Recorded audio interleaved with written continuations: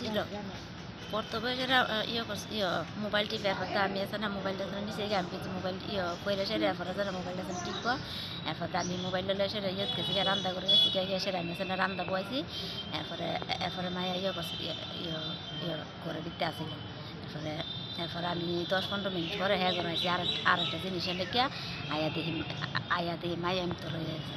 কি করতেছে মানে মেয়ে কি করতেছে? মানে করছে খাইয়া লাইছে কি খাইছে? কি তা খাইছো তুমি নামে না কইবা? বিষ খাইছে।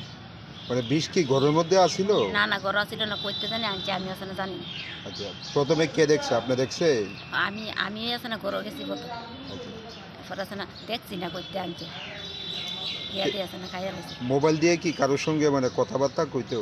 না মানে তো কথা কইতে তো আমি তো দেখছি না, মানে প্রথমে আছে না মোবাইল টিপতেছে আর কি। এরপরে আমি মোবাইলটা আছে না লয়ে গেছি নিয়ে আমি আছে না রান্না বইছি, আমি কিছু বইরে সেটা পরে মোবাইল টিপতে আপনি যে দেখছেন বিষ খাইছে, তারপর কোন হাসপাতালে মানে খাইতে নিছেন? মানে বোতল পরে আসলো দেখো কোন হাসপাতালে নিছেন প্রথমে? কোন হাসপাতাল নিছো? প্রথম ইয়ে নিছে কমলনগর নিছে, কমলনগর থেকে ইয়ে দিছে হাফানিয়া, এরপরে হাফানিয়া থেকে এখানে জীবিত জানছেন মানে মারা গেছে কবে? মারা গেছে কালকে। মেয়ের নাম কি? মায়ের নাম শতরূপা সরকার। বয়স কত? বয়স মানে 16 বছর আছে না। পড়াশোনা করতো নি? পড়াশোনা হচ্ছে 9 বা 9 অব্দি। আপনার কয় মেয়ে? এই 17 বা কি বড় না ছোট? ওই তো বড়, ওই আর একটা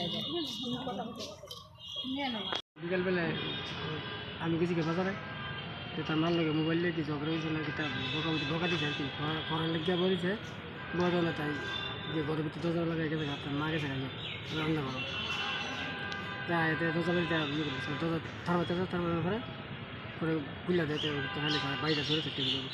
ওই সময় কে কে আসলো বাড়িতে? কিন্তু তার মা আছে। এই যে বীজ যে খাইছে, বীজটা কইতে আনছে মানে ঘরে আছে আমি দেখছি না বাইরের থেকে আনছে?